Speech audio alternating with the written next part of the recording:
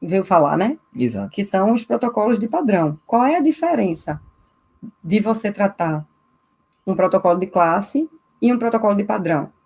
Qual é a repercussão disso? Quando a gente pensa em tratamento de padrão, né, tratamento como uma doença, a gente pensa o seguinte, né? Primeira coisa, a gente vai tratar pensando em todo um sistema estomatognático, né? A gente vai tratar pensando no equilíbrio entre dente e músculo, não simplesmente posicionar molar em classe 1, canino em classe 1, como se isso fosse uma regra que não pode nunca ser modificada, né? Isso. Então a gente pensa muito, olha o paciente como um sistema inteiro, né? Uma doença como né, que tem que estar um equilíbrio dentro e toda a musculatura. Isso. Outra coisa que a gente pensa muito é o sorriso, né? Então faz parte desse diagnóstico, né, no protocolo que a gente avalia, olhar o sorriso para aquela face, independente, como eu falei antes, né, de o canino estar em 1, 2 ou 3, tá? Então o sorriso tem que estar em equilíbrio com toda aquela musculatura facial do paciente. Então, isso faz parte de finalização, vamos assim dizer, né? Isso. Que, no final das contas, é o que o paciente quer. E é o que a gente quer também.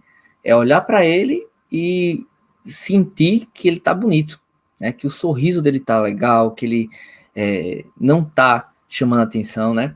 Eu lembrei agora de uma paciente, enquanto eu estava falando, que ela veio, né, um retratamento, e uma das coisas que ela falou para mim quando veio a primeira vez é que ela percebeu que cada vez mais ela estava ficando bicuda, né?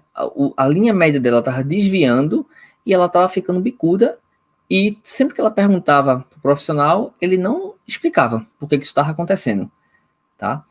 E resumindo, ela perdeu ainda o dente 21, né? E veio pra gente para quando ela veio, ela ainda tinha o dente 21, mas já tava, não tinha mais o que fazer.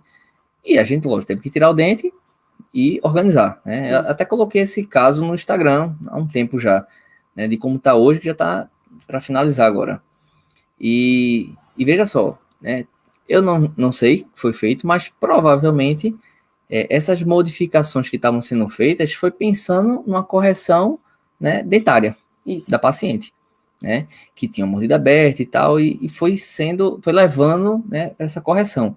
Mas não era o que ela queria. E aí deixa eu falar de algo nesse sentido aí, que é bem perigoso na ortodontia. O problema é que em ortodontia, o erro da gente, ele não aparece claramente. E ele não é gritante, a maioria das vezes. O erro e o efeito colateral, ele aparece gradativamente. E aí você faz assim, não, qualquer coisa na próxima eu ajeito. E essa questão faz você entrar num nível de zona de conforto, ou de confiar naquilo ali, que não vai ter repercussões maiores, que faz você começar a não querer buscar algo mais.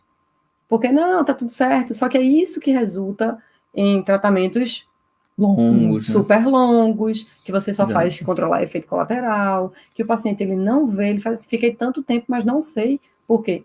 E às vezes a gente pensa que o lucro, né, que a gente quer ter lucro na ortodontia, e que o lucro vem só da entrada de paciente, mas o que a gente tem de custo adicional com os tratamentos, mesmo que você não precise comprar nada, sei lá, mesmo que o paciente não quebre, que você não precise trocar, enfim, mesmo que isso não aconteça, você está tendo o débito da sua hora clínica, né? Do quanto custou aquela hora clínica na hora do cálculo do seu orçamento.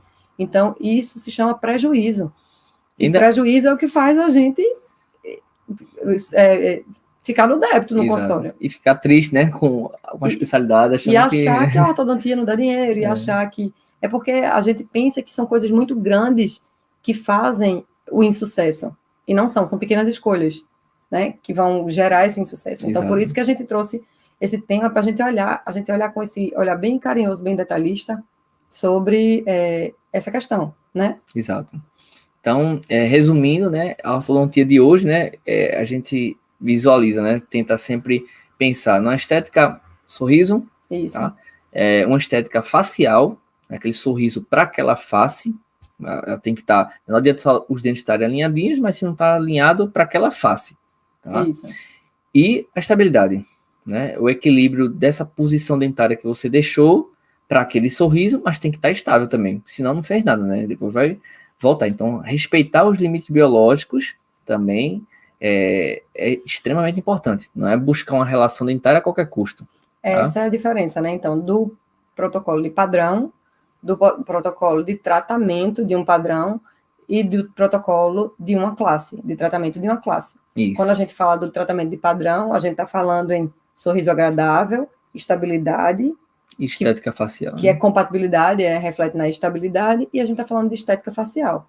Quando a gente está falando de um protocolo de classe, de tratamento de classe, a gente fala de tratamento de sintomas, Exato. Ou seja, tratamentos incompletos, e a gente pode ou não oferecer benefício facial para o paciente, mas normalmente quando a gente oferece um benefício facial, é meio que inconsciente, porque na verdade você está tratando a classe, você escolheu tratar a classe.